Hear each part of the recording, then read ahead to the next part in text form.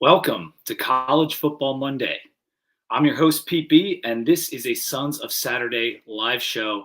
And we are brought to you, as we are every week, by McCoy's Auto Repair in Radford, Virginia. If you're watching on YouTube, and you should be because we are live, I've got a couple of co-hosts here today. I got Robbie, my normal co-host, but I also got BRM on the show for the first time this year. Well, what's up, fellas? Not too much. How are you? I'm good. We're all still digesting that everything that went down with the college football playoff committee yesterday, I guess, right, Bill? I know you already did a podcast on this a little bit yesterday. We did, yeah. I mean, we had a crazy weekend. I was down in Charlotte for the conference champion games. I was in Auburn on Thursday for the basketball game. So I've been kind of all over the place. But fun weekend. I mean, aside from selection Sunday, I thought it was a fun slate of games. Yeah, it was. We're going to get to all the games and recap all that good stuff. Make sure if you are here live or you're watching on X to hop over to YouTube, get in the chat. We can share your comments. It's easier for engagement, and make sure to like the video as well. Let's just start with what happened on Saturday. This was kind of a funny weekend for championship weekend. I thought a lot of the underdogs, which typically doesn't happen on championship weekend, came through. We had Washington winning outright. We had Bama winning outright. SMU and Miami, Ohio all came through and won. And that Bama game, as Robbie and I discussed a little bit on last week's pod, as I discussed last week on this show, if they were to win, it was going to turn everything into chaos. And so let's get to – I'm going to jump right in here, guys, because I want to talk about the final committee rankings. And they're up on the screen now. We got 1 Michigan, 2 Washington, 3 Texas, and 4 Alabama. And Florida State, undefeated ACC champion Florida State, has been left out of the college football playoff. So that's where I want to start. We'll get to more of what happened in the games, maybe a little bit later in the show, but this is really the meat and potatoes of what all went on. And there was a lot of best teams, most deserving teams. But I want to start with Rob and just your instant reaction when you saw this. What was it? Did you feel like Florida State got screwed, or did you feel like the committee got it right? No, they got screwed. They got hosed. This is the most damage that's been done to college football since Auburn got left out in the BCS era back because they played Virginia Tech in the Sugar Bowl. It is a prognostication of like what they think is going to happen and who's the best team. And I thought on the college football show they did a good job of saying this. And I think it was it Booker McFarland said Booker was hot. Yeah, he was hot, and they said Alabama's the better team and the best team that got in. And he said, well, you could have said that at the beginning of the year. That's why we play the games. He said, you could have said the same thing at the beginning of the year, and that's why we don't guess who the best teams are. We let them play on the field, and it stinks. I mean, imagine Virginia Tech going, 13 or 12-0 and 13-0 this season, and then getting left out, how hot we would be right now, because the same thing would have happened to a Virginia Tech team if we went undefeated this year. And that's why it's easy to look at FSU and say they've won a national championship and everybody hates FSU, but it's much broader than the team that got left out. And it's more of an indictment of where college football is at, and hopefully it'll be solved in the future. And I want to go into that a little bit more, but I want to get Bill's reaction and how you felt, because there are a lot of differing opinions on how this went down. What do you think, Bill? Yeah, I think the minute that it happened, right, I was extremely bummed out for Florida State. I was extremely bummed out for the ACC. And going to bed the night before, I actually bet Pat. I said, I guarantee Florida State is going to be in the field tomorrow. This was after Alabama won. This was after everything happened. This is after you Sharpied Bama? This is after I Sharpied Bama. I was in my head doing all these mental gymnastics, and I was like, you know what? At the end of the day, Florida State's going to get in. And as soon as I woke up on Sunday, I said, Bama's going to be in the playoff. So here's what I think. I think I have been against 4 since Jump Street. I thought 4 was dumb. I couldn't stand 4. I was like, either leave it at 2 or go to 8 or go to 12. And for some reason, the committee got so lucky that they never really ended up in a situation that we have this year. The first year had a bunch of controversy. The last year had a bunch of controversy. And I don't think there was a right answer here. Like, Florida State did absolutely everything that it could to justify being one of the last 4 teams in the playoff. With that said, Alabama, one of the strongest strengths of schedule, finished beating the best team in college football for the last 700 days in the SEC championship. And I think if the actual goal of the committee is to put the 4 best teams in college football into a playoff or an invitational, as Ed likes to call it, which is probably more accurate. I think they did that, especially when you mention that injuries are part of the actual criteria. Now, that does not mean that I'm saying that Florida State shouldn't have been in the playoff. Like nothing that they did was incorrect. I just think that regardless, there was no right path to choose, and the path that they ultimately chose was to put Alabama into the playoff. So I hate it for Florida State. I hate it for the ACC. I think if there wasn't an immediate change coming, the ACC should fold on today. If this was staying at 4, you should basically be like, look, we just can't do this anymore, but it is moving to 12. So those are kind of my thoughts on it. I'm much more excited to see these 4 teams play than I would be to see Florida State play. That's just my honest answer. I mean, I hate it for Florida State, but I would rather see this. And listen, Bill, what they did, and you were exactly right, they're moving to the 12-team playoff. And so they really don't – this doesn't set a precedent. Like, everyone kept saying before this happened, and I might have even said it too, like, it sets a bad precedent if you don't put FSU in. But, like, that precedent is all gone. Now, the problem that they did create is just the fact that they are more willing to go for the TV ratings, go for Harbaugh versus Saban, than actually rewarding a team that went 13-0 on the field. And the invitational thing, our friend Colby Dant, Rob, has said that for years. He's been calling it invitational. And this is probably after year 1. The year Bill referenced where Ohio State got in with a backup quarterback and then ended up winning the whole thing. Now, people love making the comparison. That's to fine. Ohio State. People love to do that. Ohio State did win their conference championship game 59 or 53-0 against a Wisconsin team. So, they went to the Swamp and they beat Florida. Florida was also playing a backup quarterback. And again, I'm not trying. I hate that we're trying to get argue for State. Yeah, I don't like to argue against games. Florida State. Yeah, right. But we're parsing this out, so we need to do it. Yeah. Right.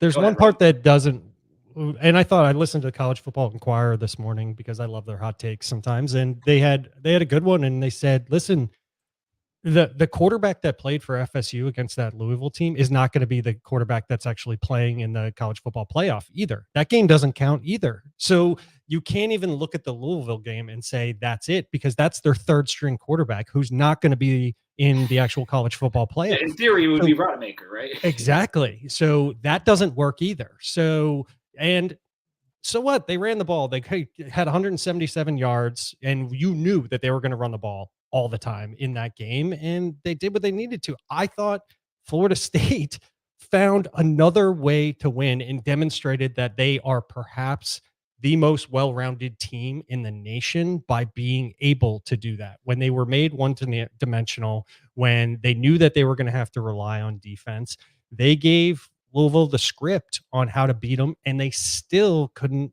do it. So it sucks. And when you have Jordan Travis coming out and apologizing to college football and apologizing to his team, saying that he wished he broke his leg earlier in the season so that they had more time to watch the team perform without the quarterback, that is a problem for college football. So that is the precedent. Now you have jumped the shark in totally. We all knew it was a money game. We all knew it was a ratings game. We all knew that the criteria was to put the 4 best teams in, not the 4 most deserving teams. And they did that intentionally and partially because they didn't really think it all through.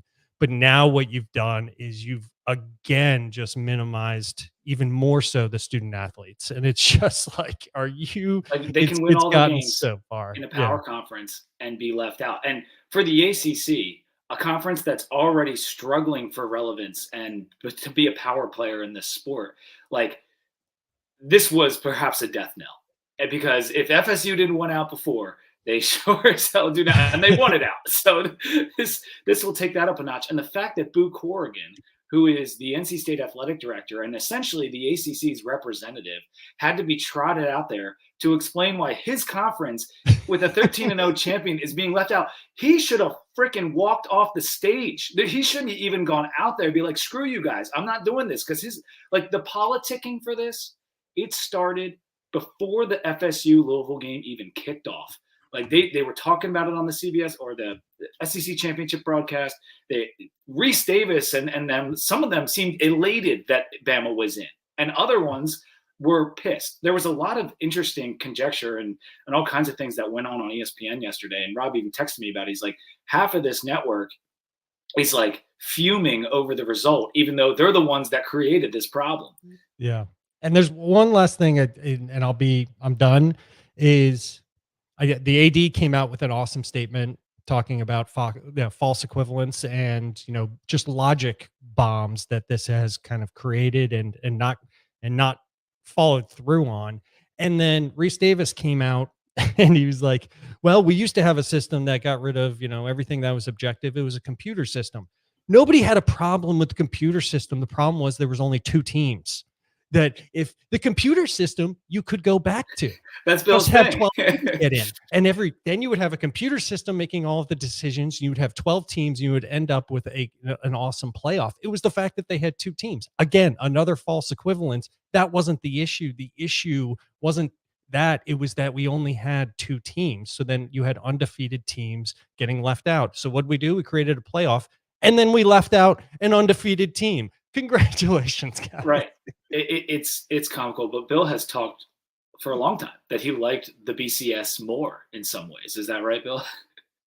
It's not necessary. So I don't think that getting rid of the BCS kind of just changed how the playoff was seeded. It just devalued so much of the rest of the sport the second that you did that. I think opt-ins were something that were eventually going to happen. It just made the line so much clearer of like the game that you play in matters versus the game that you does not. And I'm going through the bowl games yesterday, and if this is 15 years ago, right? I can't wait to watch JMU play Air Force. I can't wait to watch the Georgia game. I can't wait to watch Ohio State play Missouri. And at this point, you have no idea who's playing these games.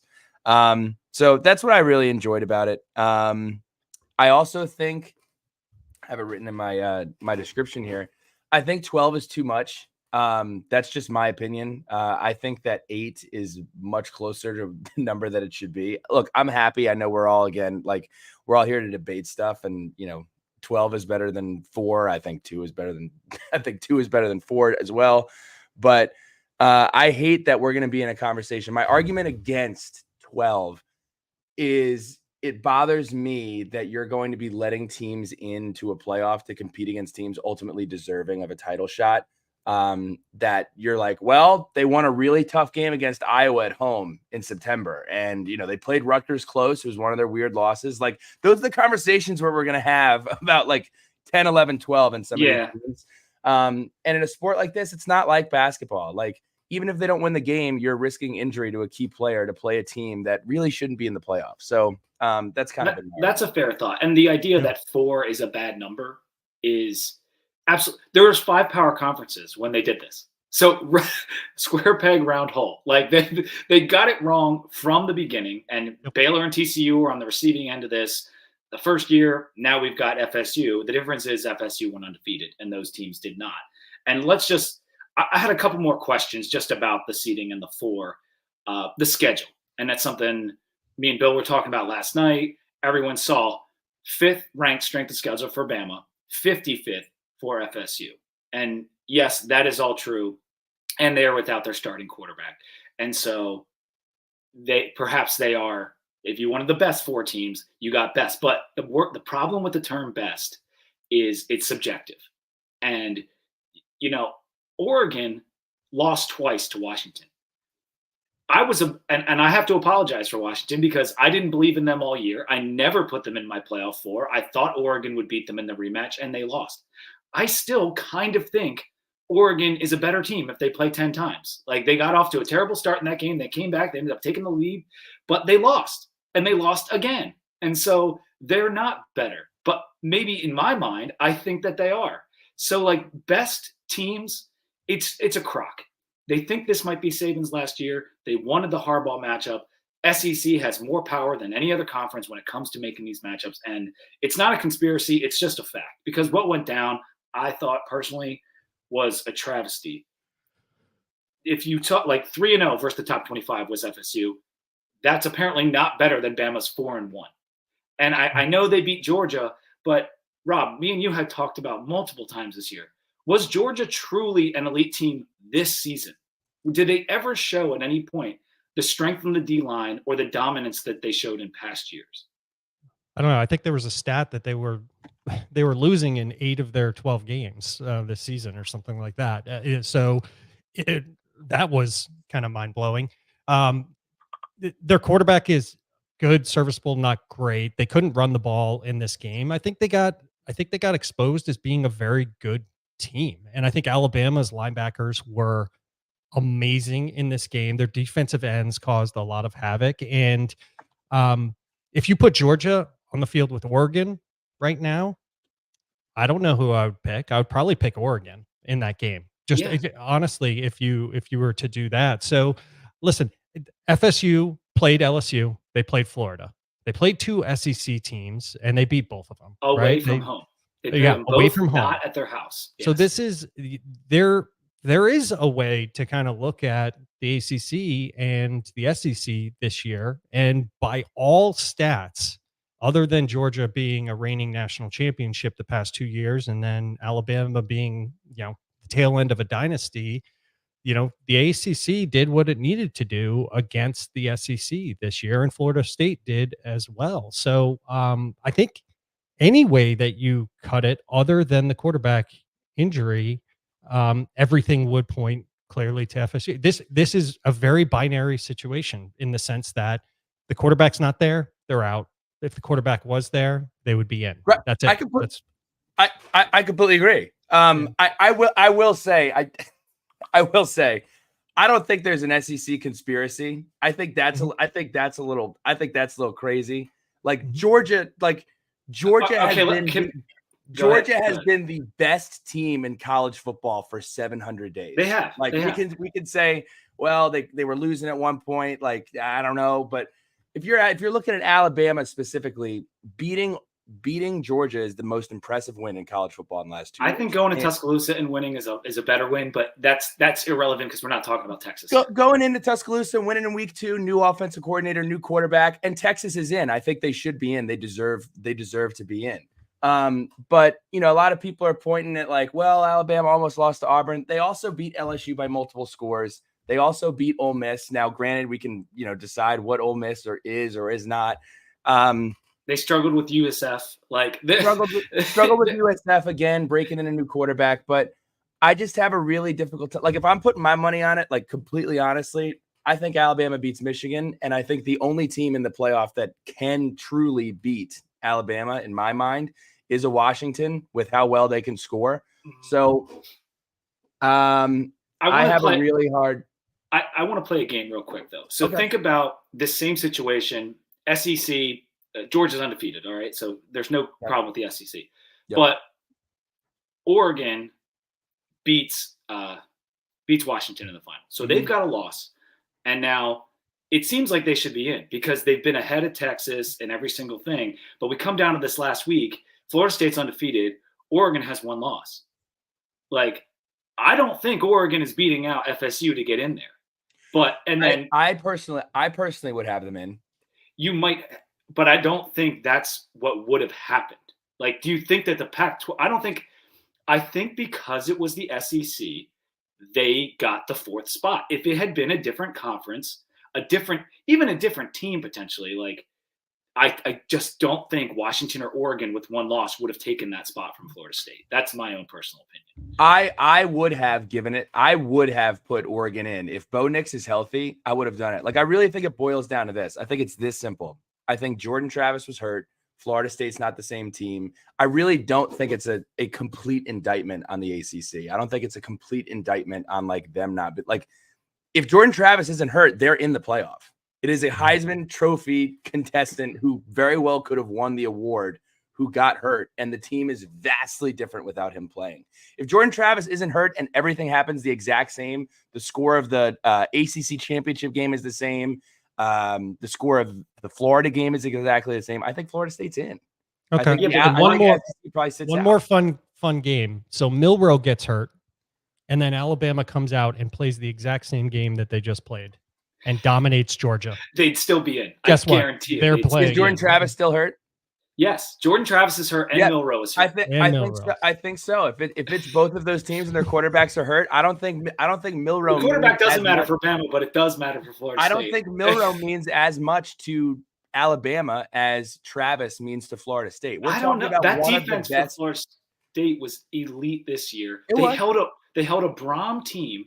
Mm-hmm. Jeff Brom's one of the best offensive minds in college football. 6 points in the championship game, an offense that had been lighting up a lot of teams, and Louisville has their flaws, but like that is an outstanding performance, and this is a team game. I understand it's the most important position on the field, and I really like Bill. I'm not trying to knock your argument because I want your argument. I want to have the back and forth because I think this is exactly what they were probably doing in the committee room, and probably not as eloquently as we're doing it right now. But here's the thing about Bama that bothers me is that we call this whole season the people like to act like the season is a playoff, and there's importance on the season and importance on the games. Bama had their chance to beat a team that's in this playoff, and they failed at home. They had their chance against Texas. They already lost. So why are we giving them another chance? A playoff means you're trying to match teams up to find a winner of games. We haven't seen Florida State lose a game. They deserve a chance to have that opportunity to prove that they can or cannot lose a game. Bama's already proven that they can lose. And so if we're trying to find the best team, they already had their chance, and they blew it.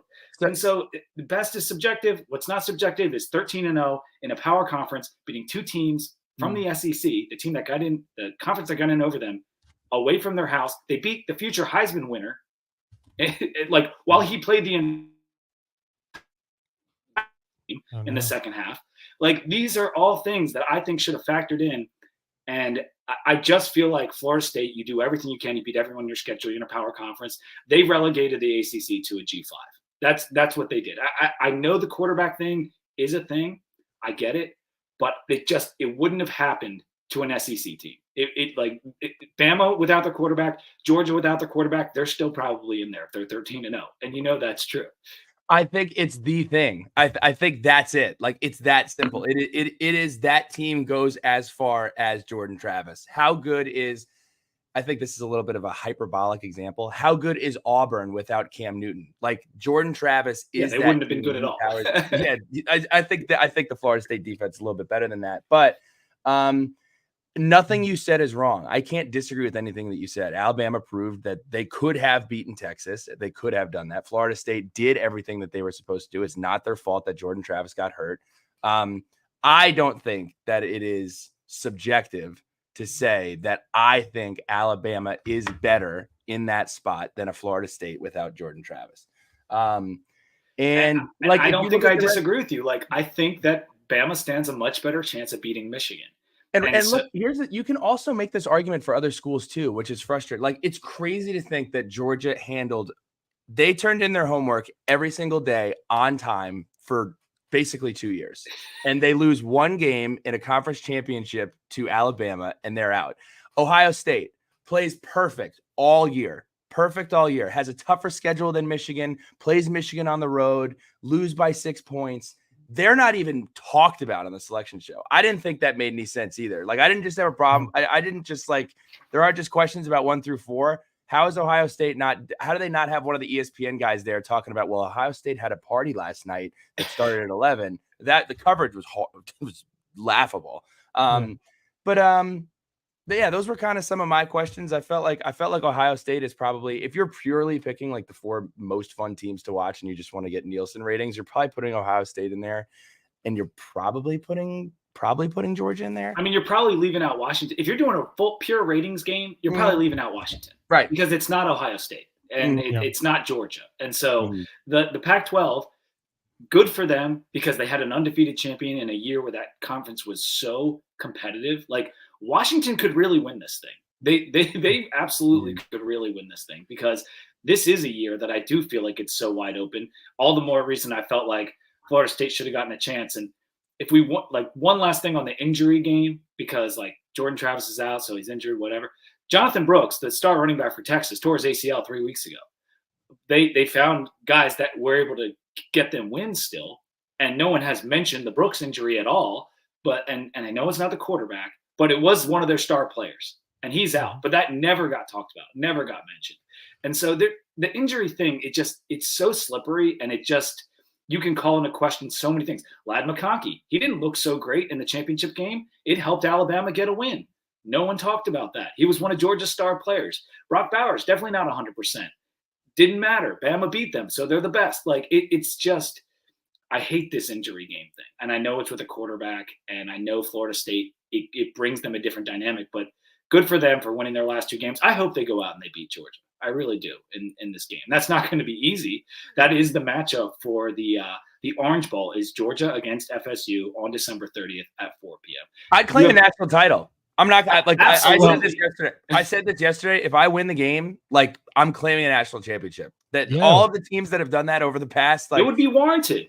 It would 100% be warranted. And it sucks too, because that's such a fun matchup. Like, I really think it would be a fun matchup, injury aside, and who's going to sit aside. It right. Really, that's the worst part. It's like we're going to get opt-outs, you know? So like we're going to get FSU and Georgia, and you can claim a national title, but what if the top 10 players on Georgia all opt out for the draft? Then it's like, okay, well, that game, it's just not the same as the playoff. Right. Like, but Rob, did you have any final comments on the 4 before we move on to some other things?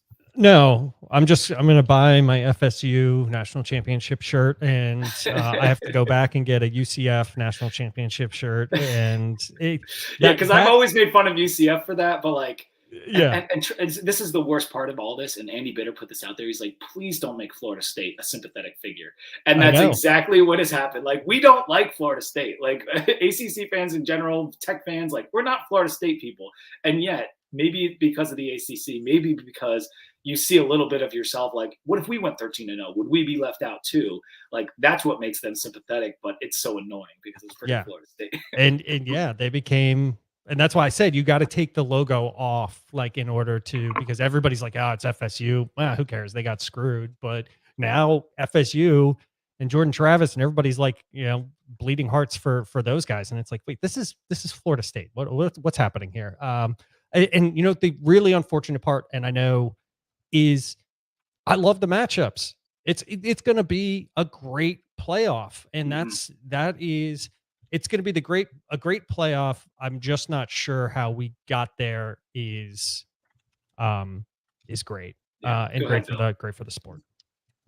Last thing, because I'm going to jump off here, I will want to say, first of all, fun conversation. Again, I don't think anybody's wrong. Like, if you're going into work today and you're like, you're wrong because of this, like, there are, like, the committee was left with multiple wrong choices. I wouldn't want to be on that committee yesterday. No, like that's a very tough position. Some people say, like, you had it. It was right there. Just put in the undefeated team.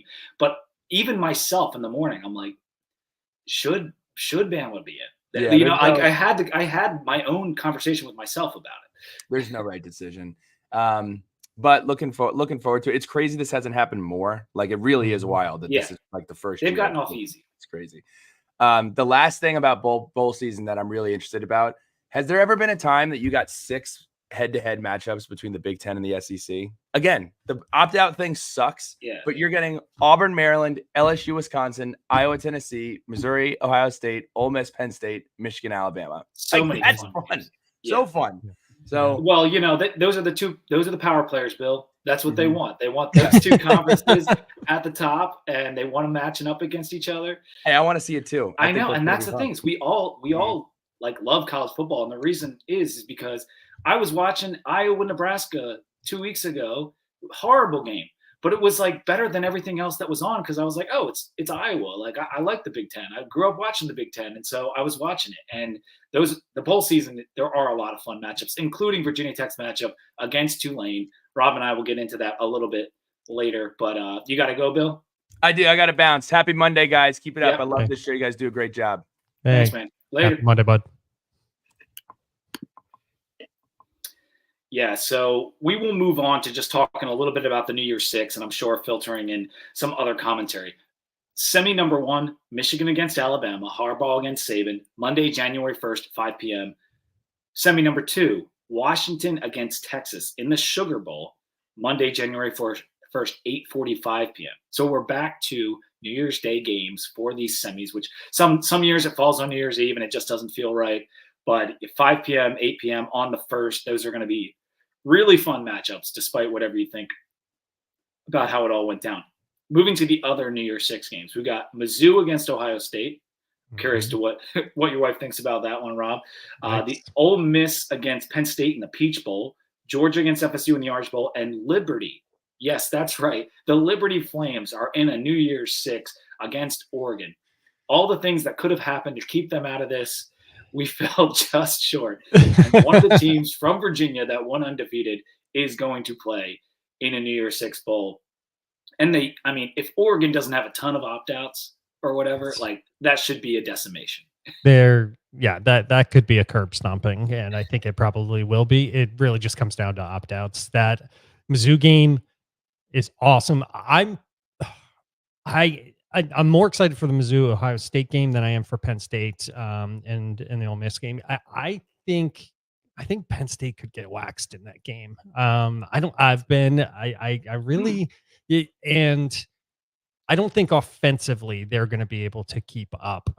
Is my guess there, but the matchups overall are awesome. That's the problem. Is I walk away and I say, if this was just let's match up great teams, then we ended up, with really, really, really good teams for those 6 games.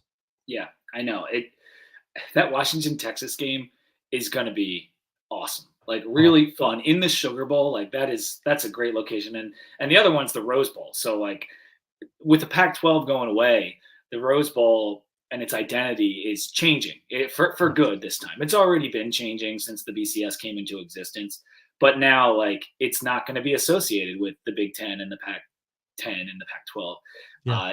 But Michigan is in there, and so a final send-off to have a Big Ten team in there. But it's kind of terrible they couldn't get the Washington-Michigan Rose Bowl. Like that would have been really cool, like to have for historic sake. If you're not aware, historically, the Pac-10 and the Big Ten always played in the Rose Bowl. And that's correct. The granddaddy of them all and a very old matchup that they always had. So that would have been cool. But regardless, the matchups are great. And my early read on it is that Washington will win that Texas game.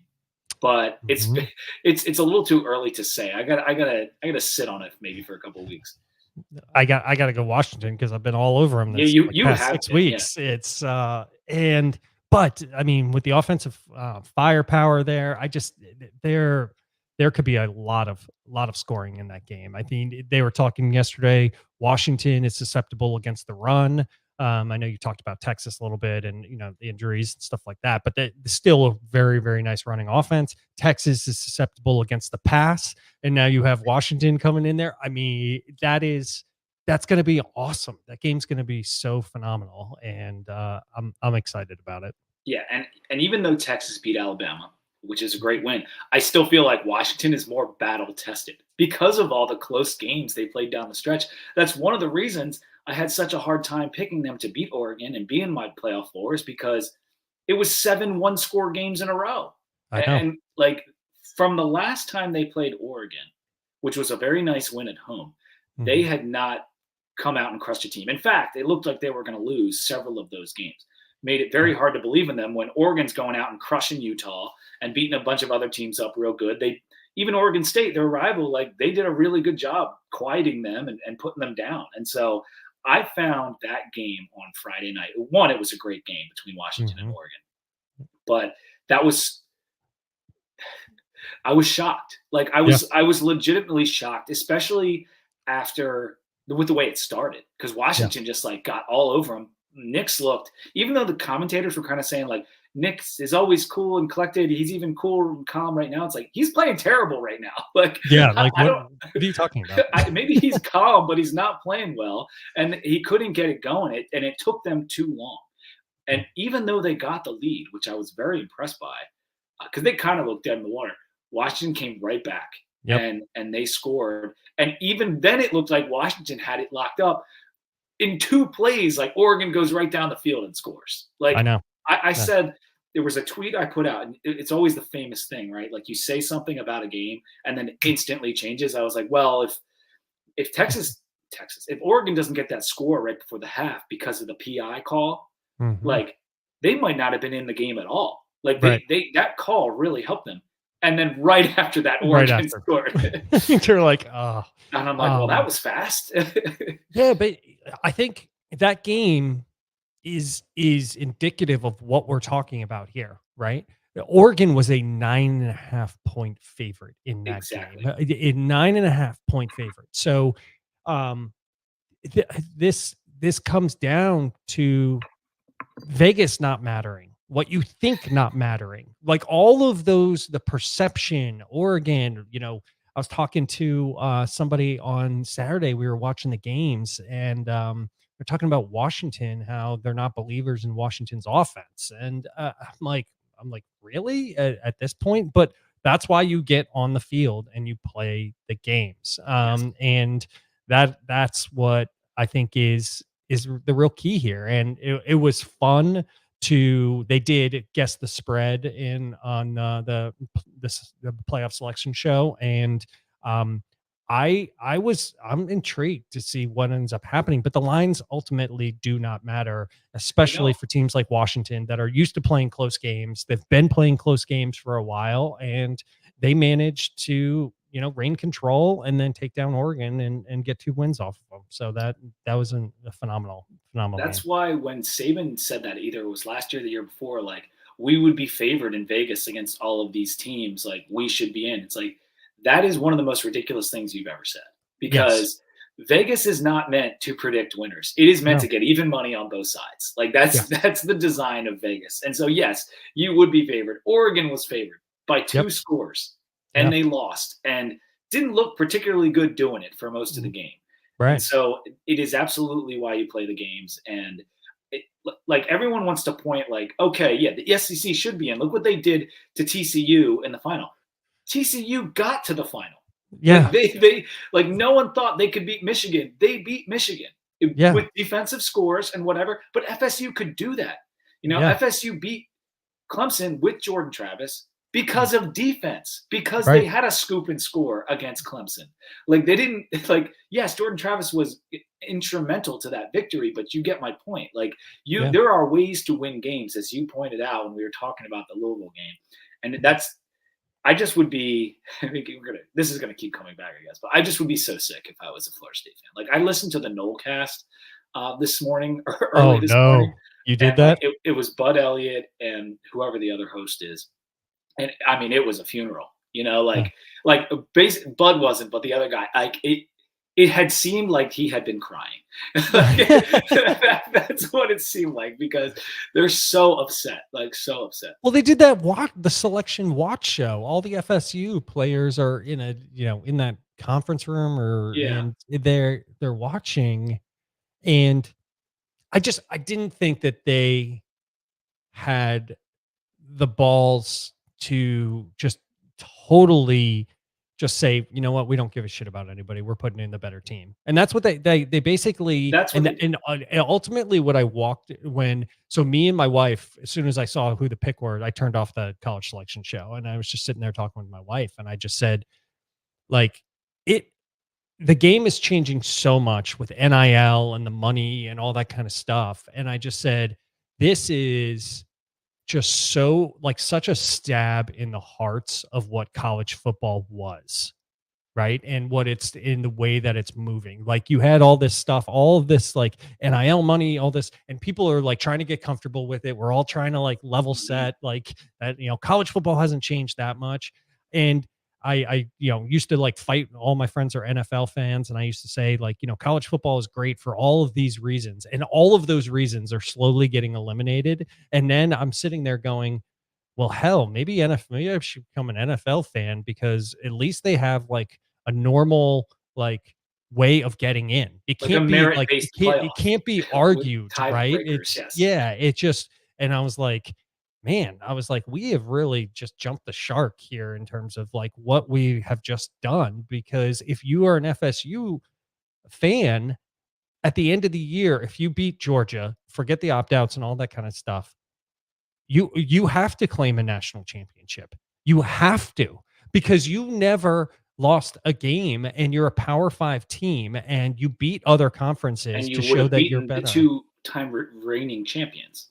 Right. To do it. Exactly. So I don't know what else you would do. I think if you're an FSU fan and on that Nolecast, I think that's what you just have to say is like, we're going to consider ourselves national championships. And I would roll my eyes at a lot of teams doing that. But I think in this particular instance, I would be like, you know what, you're 100% right. Absolutely. Because, and the college football committee, while this is ending this year, has to live with that forever. Yeah. And that's what I love. These 13 people get to live with the fact forever that in the college football annals or annals, depending on how you want to pronounce it, that forever you're going to look back and be like, man, those guys were so dumb. Like in order to come up with a way of making sure that every team was vetted, that every team had a chance, and that was in a Power 5 got a chance, and then they lost at their chance to win. They avoided that and they didn't do it, and then instead they had a team out there. And just like when people claim national championships from like 60 years ago, where you have like 5 teams that all claim to be national championships, and here we are in 2023, and there's going to be 2 teams potentially claiming a national championship. Yeah, it's funny how far we've come in the sport. And yet we thought we fixed it in 2004, and we're right back here again. I mean, this happened. I was a Penn State fan growing up, said it many times on the show. Penn State, 1994, undefeated season, beat Oregon in the Rose Bowl. Kerry Collins, Kajana Carter, an incredible team. One of the best teams to not win a national title. They didn't get a share. Mm-hmm. Nebraska beat Miami, I think, in the Orange Bowl. They won it all.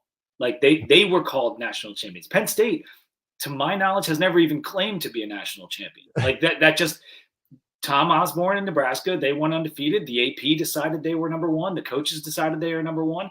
And it's very similar to this year in some ways. Team wearing red ends up winning the national title, or at least getting the nod from the media types. In this case, it was the selection committee, because Tom Osborne had never won a national championship and they were trying to send him out the right way. Or maybe it was like his last year or second to last year, and they thought it might be his last year, so they gave it to him. Yeah. That's how college football has worked forever. And so, like, conspiracy theory or not, yep, Bama got in because it's the SEC and they have the most power players and they're Saban. Like that's how they got in, and that's just the way I feel. I think that's the way a lot of other people feel, and I think it's the truth. Like I like, because this narrative of why Alabama should be in, I said it started before the FSU game, even kicked off. Before they even kicked off, Bama was in that playoff behind closed doors. Like that's the way I feel. And what Power 5 and the ACC screwed up, in my opinion, at least the teams like the Pac-12 and the ACC should have made a point at some time or another to get a phrasing in the playoff rules. If you are a 13-0 Power 5 champion, you are in the playoff. Like, it's a rule. You can't not put them in. And like, they probably thought, well, that would never happen, that a 13-0 Power 5 champion would get left out, but it should have been a rule. I guess the only reason you can't have that rule potentially is because you could have 5. Yeah. But yes, you could make an auxiliary. Like, if you had 5 undefeated Power 5 champions, you could have said the lowest rated by the committee is out. Like, but you have to have, any of them are a lock if there's 4 or less. Yeah, and I think the other thing that is not getting enough coverage. And I think this morning when I was listening to him talk about it, is the ACC doesn't get to really say all that much about this either. There was a chance before this whole stupid alliance between the Pac-12, the Big Ten, and the ACC, when everybody was pissed at the SEC, to expand the playoff. What was that, 3 years ago? Yeah. It was on the table. The committee had already done their work, and the ACC, along with the Big Ten, everybody, they waved it off. They could have expanded it at that time. Instead, they formed this stupid alliance that has done nothing And never did. whatsoever for any of the conferences, because immediately afterwards, the Big Ten goes and raids and gets Washington, and the alliance is dead, right? So we got this stupid alliance. It was no a college handshake football agreement, stuff. Rob. Yes, a handshake agreement. They didn't need a contract. But that ultimately is the biggest indictment of this whole thing, is the short-sighted approach of the commissioners not to see something like this coming, and to know that, guess what, we're going to create this alliance, but it's going to have no effect. And down the road, we're going to end up getting burnt on this. And they got burned. The ACC got burned, and they created their own grave in this particular instance. And they should be looking around at themselves that really created this instance of FSU not getting in. Yeah, and it's just another example of how unserious the ACC is when it comes to football. And there are countless examples. You could look at the attendance at Pitt and at Miami on these seemingly big games. At Virginia, they're playing a top 10 opponent in UNC, or it was at UNC actually. It's a top 10 team at your own house. You're hosting Virginia. They lost the game maybe because your stadium was half empty. Like that. That's a big school. That's a power basketball school that doesn't take football seriously, despite having Mac Brown and despite having Drake May. They still don't take it seriously. And Boo Corrigan, like I already commented on, he's our representative for the ACC. You stink. You couldn't get FSU in the playoff at 13-0. You must be the worst advocate for a conference I've ever seen. That is absolutely ridiculous. It's ridiculous that we didn't get in, and it's because they're not good enough at the politicking and being in these rooms. They're just not good enough at it. And it's all the more reason, as soon as we can, we have to get out. Yeah. For the next couple years, even for FSU, being in the ACC is actually a good thing, because you're going to have an easier chance to be a top 12 team and get in the playoff. Agreed. And for Boo Corrigan, here's another, fun mind game, and that I love these things, because if there was an SEC person that was in the committee and they came up with a ruling, and then they decided that Alabama was going to be out, right? Yeah. And then that person was the lead commissioner that had to go out and talk to the press. You know what would have happened? The SEC person would have said, "No, you left our team out. I'm not going to talk." Absolutely. And I know that seems childish and a little bit spiteful, but what that is an indictment of how the ACC treats football in comparison to what the Big Ten and the SEC. The Big Ten probably would have marched somebody out there, but that's because of their academic prowess, and they want to hold themselves greater. They think they're classier. Yeah, exactly. They would have done it. The SEC would have been like, "We're not sending somebody out there to go announce this." No, screw that. And that's what they should have done. And that would have been standing by your members. Yes. That would have been the right thing to do, is say, you know what? I'm not going out there to announce this. This is a sham. Was an unfair process that, in my personal opinion, was a complete farce. Like I going into it yesterday morning, I think I hadn't really taken a clean stance because we hadn't seen it yet.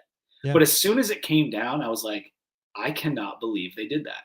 I cannot believe they left out a 13-0 P5 champ. I really can't. Quarterback or not, wins or not, it's just it's really unfathomable. And that was the language from whether it was Mike Norvell or the FSU AD or a couple other people, Jim Phillips, I think, even, which Jim Phillips is another one. You didn't do enough. You didn't do enough. You weren't. Game day on Saturday was like an SEC infomercial. And maybe I'm viewing it as a bias, but I saw that from a bunch of other people too. That Phillips needed his butt out there talking, saying it's hard to go 13-0. FSU deserves a shot. They're winning these games without their quarterback. That's a strength. That shows how good they are. And none of that happened. Nope. Let's take a quick moment to talk about our sponsor, and then I want to get to coaching carousel. I want to get to Virginia Tech's bowl game, maybe a little portal talk, and whatever else Rob's got. As I said at the top of the show, College Football Monday is brought to you by McCoy's Auto Repair in Radford, Virginia. They're a family-owned and operated business that's been around for over 40 years. They have full service. They can rebuild your engine or transmission. They do diesel repair, fleet service, state inspections. They sell tires, oil changes, anything that you need for your car going into this winter to protect it. McCoy's has you covered.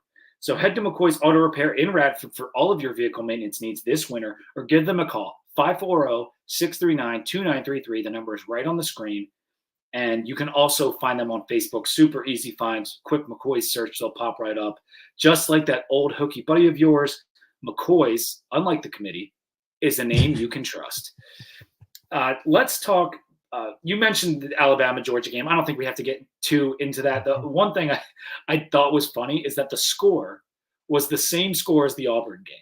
Oh, was it? They beat Auburn 27-24, and they beat Georgia 27-24, which is just hilarious. Yeah, it was. So I watched almost all of that game. I was at a Friendsgiving, and I talked to almost nobody. I just watched the game the entire time. And true college football fan. Yeah, I came away with Georgia being very confused. They didn't know what to do. So essentially, what I gathered from watching that game was their quarterback is not very good, and they didn't feel comfortable just throwing it, and they kept trying to fall back on the run game, and Alabama was just absolutely demolishing them in the run game on the line of scrimmage, and they didn't know what to do. And that was it. I thought Milroe looked good. I thought he's still young. Obviously, he overthrew a lot of passes, probably 4 or 5 passes that he could have put on on the numbers and maybe had a completion. But I didn't come away with really being impressed with either one of these teams other than Alabama's run defense. That's what Alabama's run defense really impressed me in this game. Nothing else from either team impressed me whatsoever. No, they were both terrible on third down. And that was one of the things with Beck. I didn't think he played terrible, and I thought he actually was tremendous down the stretch of the season for Georgia. He showed a lot of improvement in that he can be potentially an elite quarterback down the line. Yeah. But they were 4 of 12 on third down. I think Bama was like 3 of 13 on third down. Mm-hmm. It was a defensive battle, and Bama's defense has been spectacular this year. Yep. They've got dudes all over the place. They were absolutely stuffing that run, as you said, and Milroe did enough. He scored 2 pass TDs. He had the big run after Georgia's final score, which kind of like put the nail in the coffin. Yep. And they just outlasted after getting up early. And it was a really fun game. Like I enjoyed the game. It was a kind of a classic slugfest college football game, and it was fun. So that was one thing about championship weekend I feel like we haven't gotten in a while. It's just that a lot of the games were good. Like most of the games were competitive. Even if the Louisville FSU game wasn't like fireworks, like it was competitive. It was a good game, good defense. And just to run through them, Liberty beat New Mexico State. And if Pavia doesn't get hurt in that game, Pisson Pavia, if he doesn't get hurt, New Mexico State might have won because they were just scoring at will. Both teams scoring at will in that game. And that was actually a really fun game. A couple 4th down calls or reviews and stuff that got overturned that could have led to the cover for New Mexico State, which I was hoping for at least, but they played a good game, could have won. Liberty got the win. Washington beat Oregon. Texas beat OK State, and that game was just they crushed them. I mean, Texas looked really good in that game. And Texas played like they knew what they had to do. In order to make sure that they were guaranteed to be in the top 4, they had to go out and they had to stomp Oklahoma State, and that's what they did. So they took care of business, and they set that last game sticks in people's minds of what they're going to do when they go in that committee room, and they left no doubt. Yeah, and sometimes that can work against you. Like, oh, we need to go out and we need to throttle this team, and they play tight. And that was the only thing I thought could have slipped Texas up, is that they try too hard to crush them, and that they end up choking. It's not what happened. They got up early, they stayed up, and they won. Miami, Ohio beat Toledo 23-4. 14. They typo on my end. But that game Toledo had one loss. They had one loss at Yeah. the very beginning of the year. They had run off 11 straight. I thought they might win and cover. The MAC is so unpredictable. Like Yes. even in their championship game, it is so unpredictable. Good for Miami, Ohio for getting that win. Mhm. Isn't that where your wife went to school? Yes, it is. We did not watch that game. She's a champ.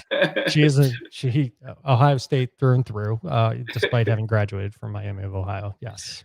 Boise State beat UNLV. They continued their hot finish to the season, 44-20. They got to retain that coach, right? Like he's got to be coming back. The Boise State coach, because they fired He's their gone. coach mid-season. What I'm yeah, saying yeah, is the yeah. interim. Oh, yeah, yeah. Like Yes. they got to retain that interim coach. Yes. Yep, I agree. Bama beat Georgia. SMU beat Tulane 26-14. A game where I thought Tulane might have a slight edge and be able to win and maybe cover the 4.5 points or whatever it was. Mhm. SMU with their backup quarterback Yep. comes in and gets a huge win and is one spot away from, if I add these to the screen one more time, Oh man. one spot away from being in the New Year's Six instead of Liberty. But Liberty keeps the spot. So being undefeated matters, Rob, but Mhm. only if it's Liberty at the back end of the rankings and not Florida State at the front end of the rankings. That's where being undefeated matters. Yeah, and SMU better be happy because that this is going on, because this is a scenario that could actually be impactful in the 12 team. Yeah. Is right here, that 23-24. Thankfully, well, I guess SMU you could say is going to a Power 5, but then the Power 5 that's getting relegated to a Group of 5. So they're moving forward at the same time they're moving backwards. So I don't know.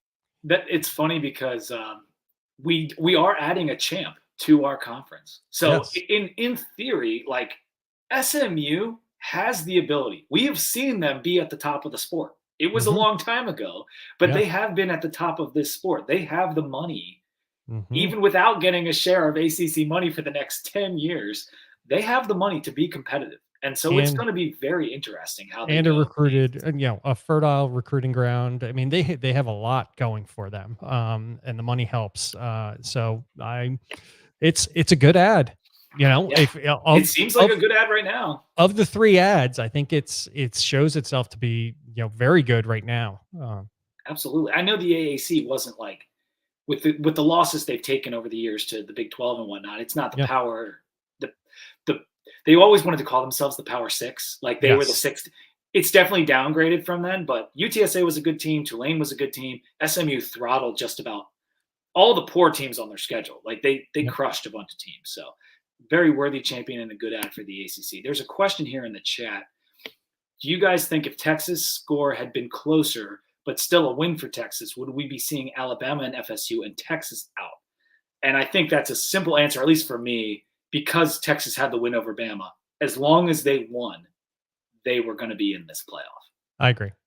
Yes, I think as long as they won, then they were going to be in. But it's a good thought, and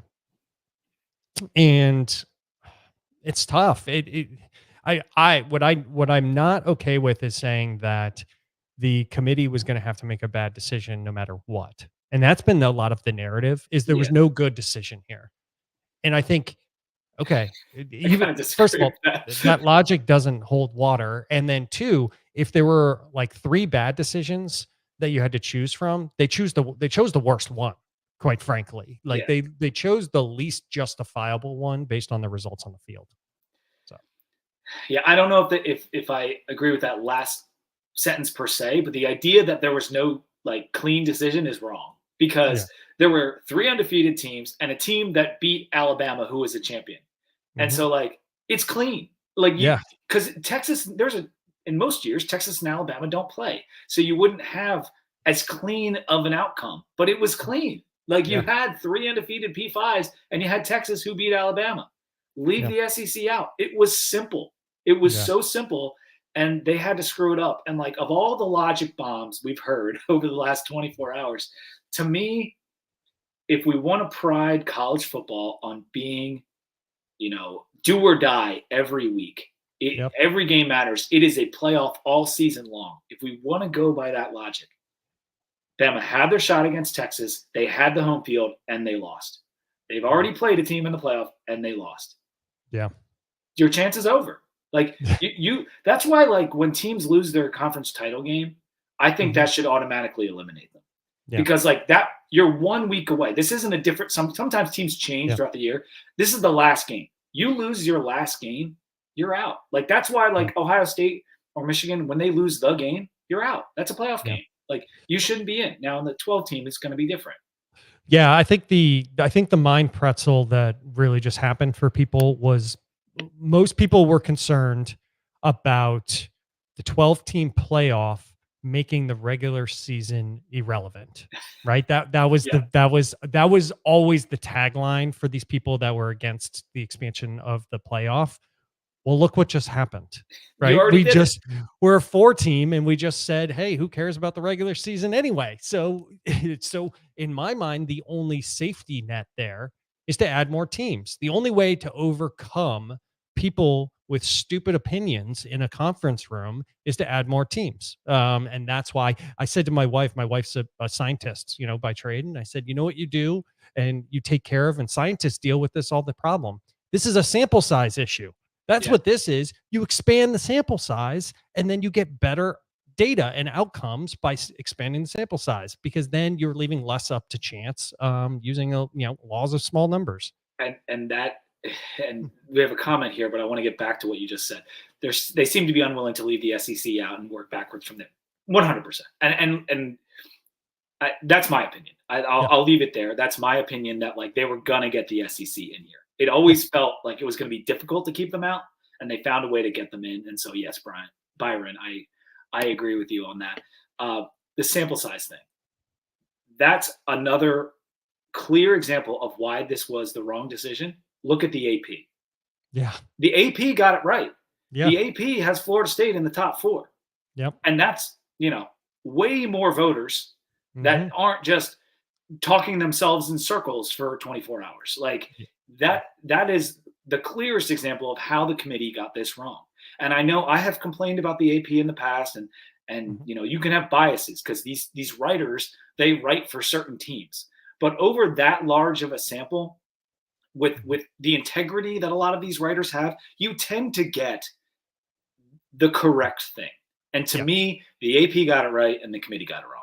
Because it's the same reason that you have people, I say this to like my team all the time. It's like, if you write something, you don't edit your own writing because you're too in the weeds and you need a second to step back and kind of look at things. So everybody, they get into this committee and there's so much information. There's so much data. There's so much stats on like what they do on third down when they know, it has to be a pass play, right? There's so much that you can't step back and do what you just did, which is say, okay, we had 3 undefeated teams and then we had a Texas team that beat Alabama. Pretty easy. Let's just make it that. Yeah. Like, wait, like that. Sometimes simplicity is the easiest solution, and it's Occam's razor. And it's like, sometimes the easiest solution is just like the right one. That's it. Yeah. And it certainly seemed to be the case here. And it's a damn shame for Florida State and a damn shame for the ACC, because it does just cheapens the conference, and that those games in week 3 and those games in week 6 when Florida State's playing NC State, like, doesn't matter. They didn't.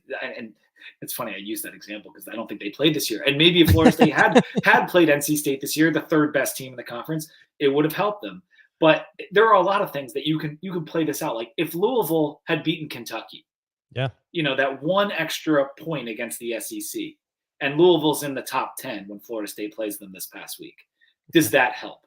Does Clemson not losing a freak game to Duke or that game to NC State, and say Clemson had made the ACC championship and FSU beats just the name of Clemson in the championship game, would they have gotten in even without Jordan Travis? Like, there are so many ways you could play this out, but as it stands, like Florida State, they didn't even play like a week strength. They went and they played LSU on a neutral site in week 1 against the future Heisman winner.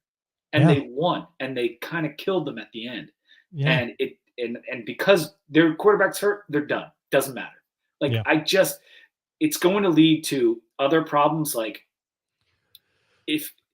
here's a great, say Jordan Travis had high ankle sprain, and it's severe. It's really bad. And like he's not going to be able to play in the championship. But we didn't all see his leg snap in half. Well, Yeah. then Mike Norvell can be like, he'll be back. Oh yeah, Yeah. we'll have him in a week. Put us Yeah. in the playoff. Like that's where this could go so wrong down the line, is because you are not going to get an honest thing about anyone. If we didn't know the severity of Jordan Travis's injury because of how ugly it was, they could have just lied and they'd be in. Yeah. Or what if he had potential to like really cause injury for himself for, the foreseeable future? Then you're just going to shoot him up, right? And he's Mhm. probably going to, and then, put him in the game. Why? Because if he's not in the game, then you don't make the playoff. Right. Like, It's think of what we've just done, right? Like now you have made it where people are like, okay, in order to get to the playoff, I have to take a cortisone shot and basically show that I maybe, can play in the and championship game. show that I can play in the championship game. That's what you've just that's what you've effectively done, right? And Yeah. and you've made it tangible, like of that being the case, that you want to reward situations where you're willing to risk injury over to force people to get into a playoff. That doesn't make any sense. And people can say, well, that's irrelevant now because it's not 4 anymore. I hear you on that, but the seeding in this new format absolutely matter. Getting a bye as a top 4 team will matter. Those teams are going to be heavy favorites to win it all because it's one less game, one less wear and tear, one less chance to lose. Those buys are so important, and 5 to 8 home game, like a home game. So if you're a 9 to 12, like it's going to be virtually impossible for you to win the playoff. Like it'll probably happen at some point, but like it's going to be virtually impossible because you're not at home in round 1 and you don't have a bye. And so, yes, there won't be fighting to get in, but there will be fighting for seeding, and it will be almost just as important. It'll be worse, I think, because now you have those bye games are important because of the injuries, and you want to make sure that you don't have, those injuries. And then the next 4 spots, now you're talking about the economic realities of playing a home game that's a playoff. You know how much money that's going to bring in to those towns and those cities? A ton. That's like taking the amount that you make of money for the playoff and putting it on steroids, because that is all the bars, all the restaurants, all the hotels, everybody, like people getting the 9 spot versus the 8 spot is going to be critical to all of the people that want that home game. So you could make the argument that like some schools, that Florida State might be a good example this year. Like you might want that home game more than you want the bye. Because if you feel that your school doesn't have a shot to actually win 2 games and win the championship even with the bye, you might be like, let's get that payday. Let's get a home game in Blacksburg because we're going to make a ton of money, not to mention all the free advertising you get for your school by being a playoff team. Like bringing recruits. Yeah, I mean, bringing recruits to a home game Yeah. that is a college football playoff game, that would be immense. And that's why I always say this, and this is what makes me really, really pissed off is people say, well, it's just making it, they never had a shot in the playoff. It doesn't matter. Washington is not in the playoff this year, right? If they didn't make it 5 years ago or whenever it was, 6 years ago, that set them on a trajectory. These things have a butterfly effect on the entire future of your program because there's so much money involved that it is imperative for you to be successful. And if you can make that playoff, it can set your program on a whole different trajectory from a recruiting perspective, from the coaches you can bring in, to the assistant coaches you can bring in, to the fan base support monetarily and what they're going to do for your program. So, it doesn't matter necessarily about winning it all, but getting into that sets you on a whole different, trajectory moving forward. Yeah, that's an excellent point because the recruiting and like, does Michael Penix ever come to Washington if Washington wasn't in the playoff 5-6 years ago? Like you maybe, but like it raises the profile of the school to the point that you can go and bring in a Penix. And that's what Buzz Williams did for our basketball program. It raises our profile to a point that people have heard of us. We can get a decent coach in Mike Young. He can bring in some transfers, and we win an ACC title. Like that ACC title was won when Buzz Williams chose Virginia Tech. Right. That's a good corollary, at least in my eyes. Yeah. Do you have any final commentary on any of that before we do a little coaching carousel talk? No, let's do it. All right. San Diego State hired Sean Lewis. That was the guy at Colorado who got demoted halfway through the season by Dion, but I think is an excellent hire for San Diego State. I would agree. I haven't followed this one as closely, but I think that is a good hire and a program that I love to see when San Diego State is doing well. If you think back, 4 years ago when they had that like sick run game, or 3 years ago when they that was awesome with Humphrey, and I think it's a good hire. Yeah, it's a good hire, and it's funny with the Pac-12 kind of moving east in so many ways. Like San Diego, there's an opportunity here for San Diego State in Southern California to make some hay and get some recruits and say like, hey, we're going to play our games on the East Coast, right, or on the West Coast. You're not going to be going to Ohio and Arizona. Like you're going to be here playing games. Like it's kind of interesting, and I think there's a lot of room for them because they have proven to be a good program over the years. Syracuse hired Fran Brown from UGA, a star recruiting assistant from Georgia, to go to Syracuse. That one is a little bit odd for me because recruiting at Syracuse is going to be a lot different.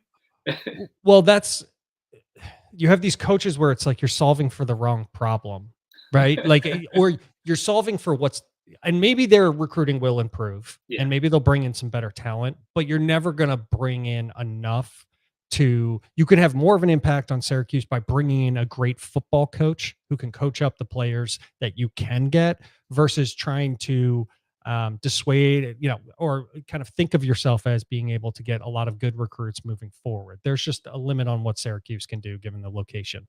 Yeah, and I totally agree. I feel like a guy who has more of a true track record as a developer and a builder would have maybe been a better choice. However, Fran could end up being that. It's just that right now he's tabbed as a recruiter, and so it seems a little bit like an odd fit. Houston hires Willie Fritz away from Tulane, which might be very good for us since we were playing Tulane in the bowl game. Willie Fritz is an excellent coach, kind of a coach that's a little bit longer in the tooth. He's 63 years old, but is he that old now? Yeah, oh, man, he's moving to Houston, who's in a power conference. Tulane is one of the people that is the odd man out here. And like you can look at the two teams in the Pac-12 that got left out. There's, your UConns and your Tulanes and a few other teams. But Willie now moves into a very school with rich coffers who paid a lot to Dana Holgerson and didn't quite get the results that they want, specifically in year one in the Big 12. But I think he's a great football coach and a really good hire for Houston. I think that will do very well, and he will have the resources to make something happen there. The AD there, I forget the woman's name, but she went on a full tour back before they bought Holgerson, and they were very, very committed to spending the resources and what they need to make that program better than it has been. And they had some really good seasons before he even got there. I mean, they've had some excellent seasons. So they have the ability in that Big 12, the future Big 12, it's wide open for any team to become a powerhouse. It could be Colorado, could be one of the Arizona schools, but it could be Houston. Like or some of the older, like Oklahoma State. Like it could be some of those teams that have already been in the Big 12, but that's a very wide open conference looking for powerhouses. So Willie Fritz is going to have his chance. West Virginia retains Neil Brown. He was coaching for his job this year, and he did pretty well and well enough to keep them around. I'm sure that has some West Virginia fans a little bit upset, but I'm okay with that. Yep. If they're upset, we're happy. Yeah, that's right. USC, I just heard this one about their defensive coordinator. We know Alex Grinch was out at USC. Yeah. They might be turning across town and bringing in UCLA's DC. Ooh, that could be good. Yeah, a little bit of drama there. And UCLA had, if you weren't aware, I'm not a Chip Kelly fan, but that defense was a ferocious unit. Their front four on the D line was very good, and so that's it's going to be interesting if that goes down. And then Rick Stockstill out at MTSU after 18 seasons. And I only bring that up because he has been around and been a solid coach for a number of years.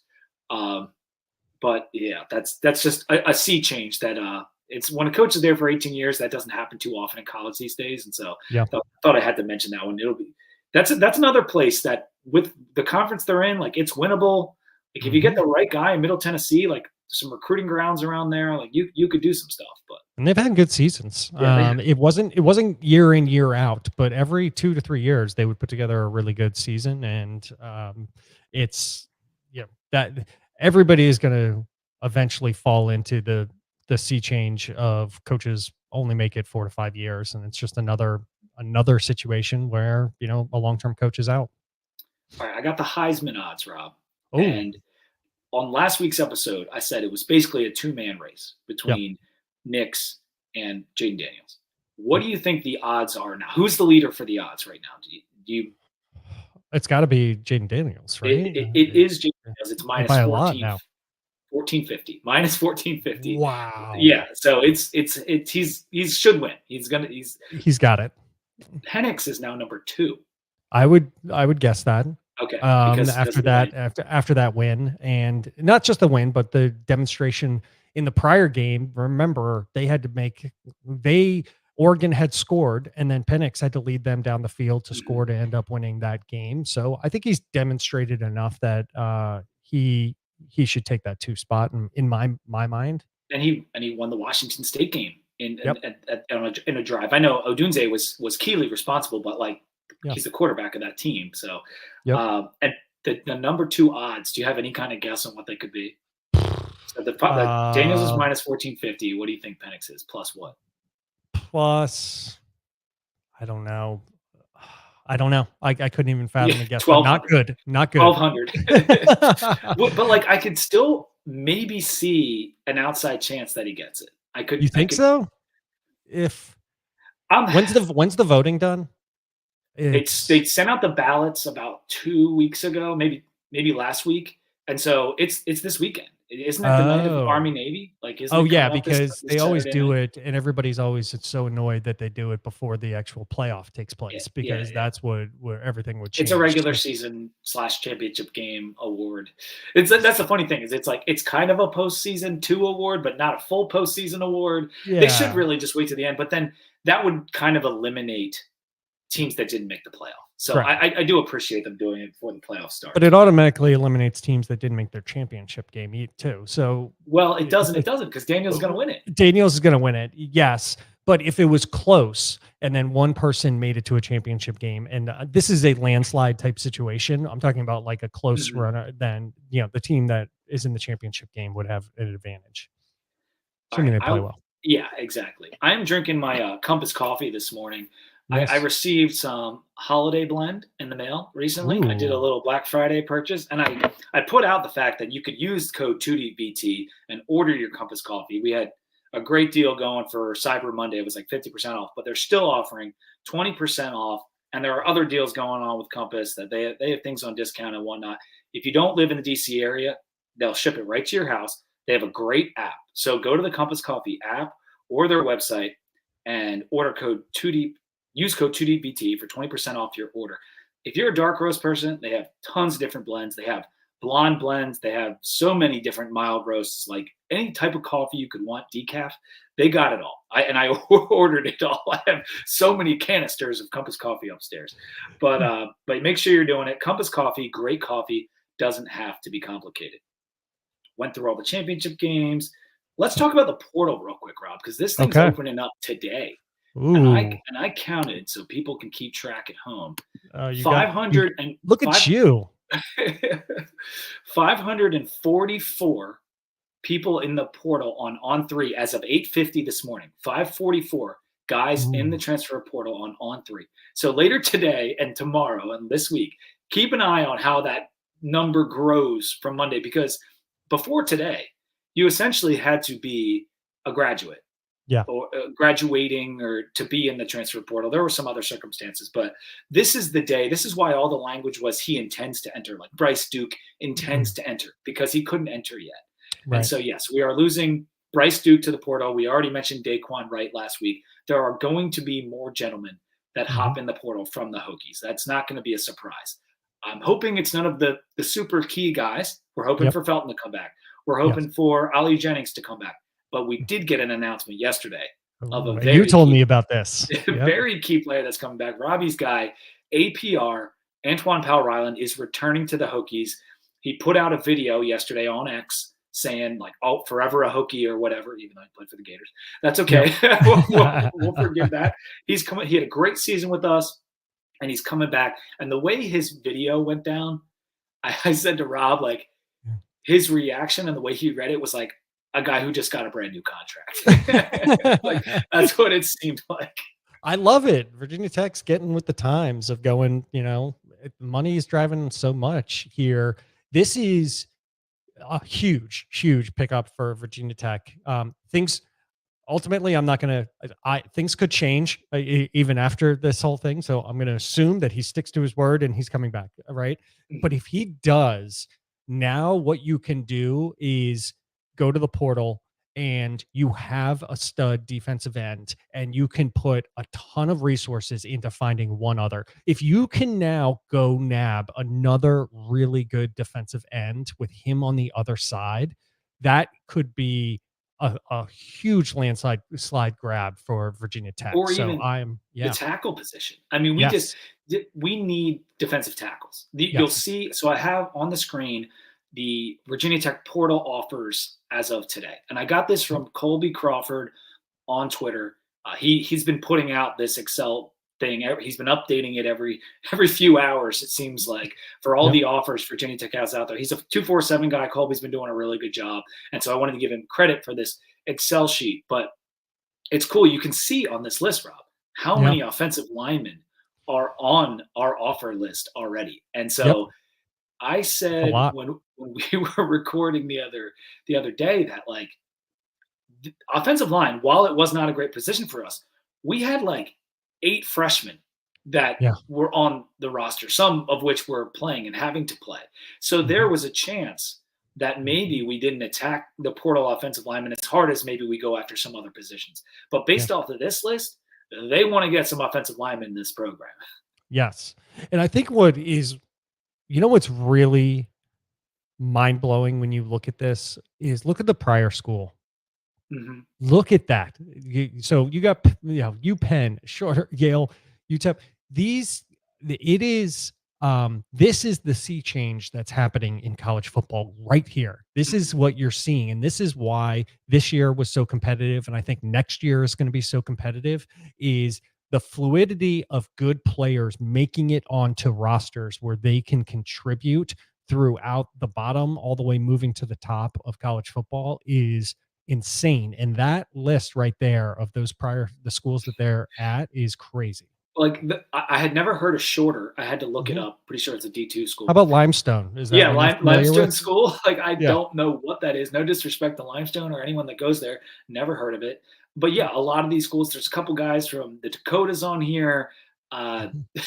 Indiana is actually one of like the bigger schools that's on this list. And that's Carter Smith, a guy that has a visit scheduled for Virginia Tech, and a guy that a lot of our fans want. I know, like, the guys from the Boundary Corner, Brian, he was talking about this kid. Like, he has 3 years of eligibility remaining. Carter Smith does.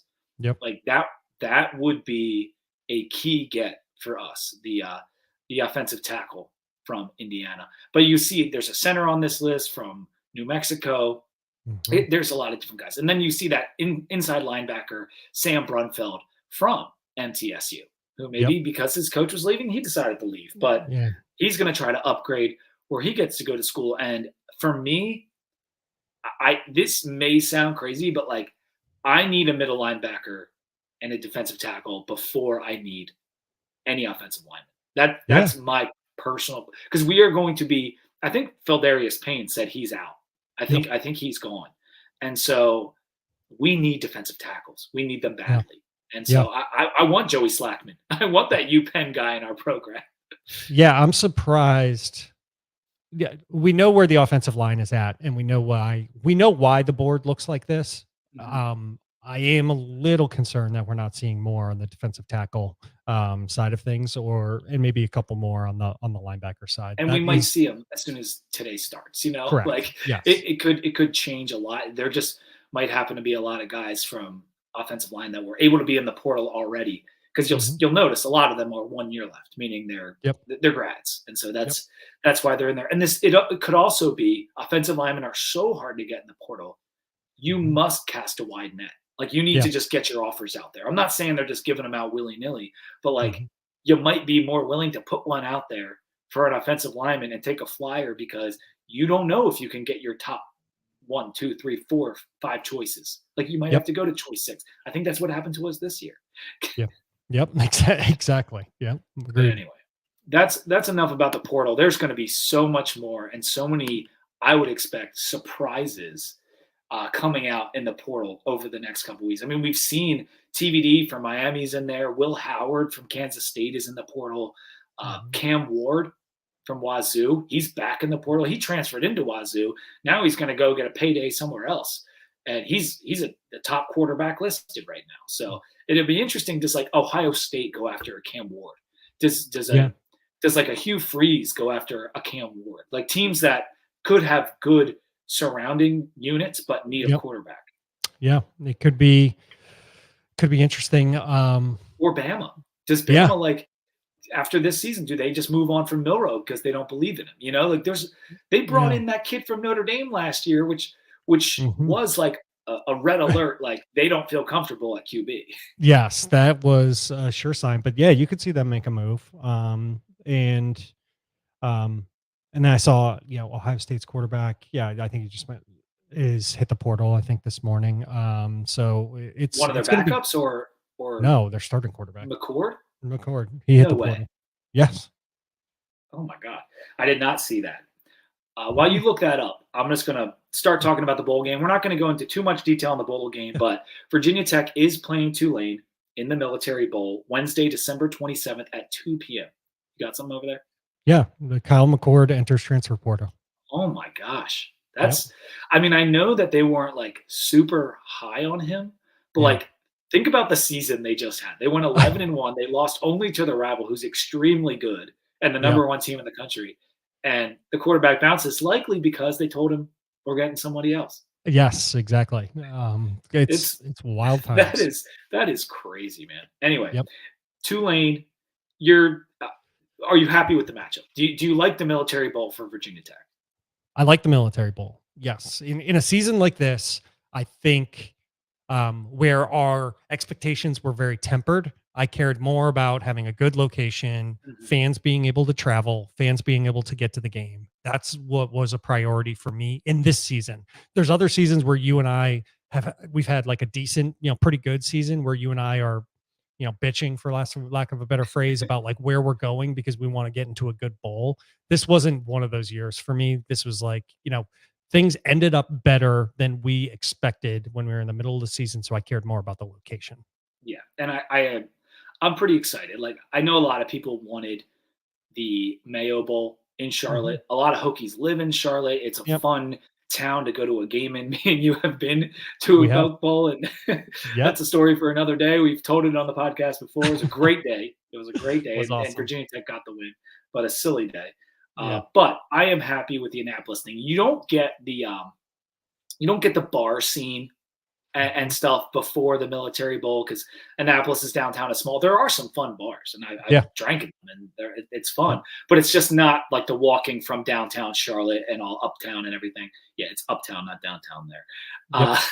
But I still think the tailgating is great. If we get a good weather day, tailgating at that stadium in Annapolis is phenomenal. The stadium's a really fun stadium to watch a game. It's not very big. All the seats are good. And I don't know what's going to happen with Pratt. They're losing their coach. I don't know if Willie's going to coach the bowl game. I'm guessing he's not going to. But I could, because when you get a big job like that, you got to go and start recruiting immediately. So I assume that he's not coaching the bowl game. This all just happened. So, but I could see Pratt either opting out. I could see him because I think he's off to the NFL potentially.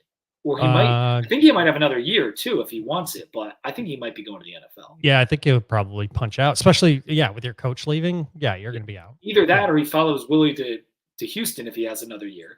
That could happen. I think that's probably more likely than him staying. Yeah, I don't know, but either way, it's going to be a tough matchup. Tulane has been very good for the last 2 years, and something I did not remember about Tulane They went and they beat USC last year in the Cotton Bowl. Mm-hmm. I do remember that. That was very cool to see that G5 get a win over USC and the Heisman winner. But the year before, Tulane went 2-10. Oh my 2-10, and then they went 12-2 the following year. That's and right. and they kept Willie. Like Willie was there for 6 or 7 years before that 2-10 year.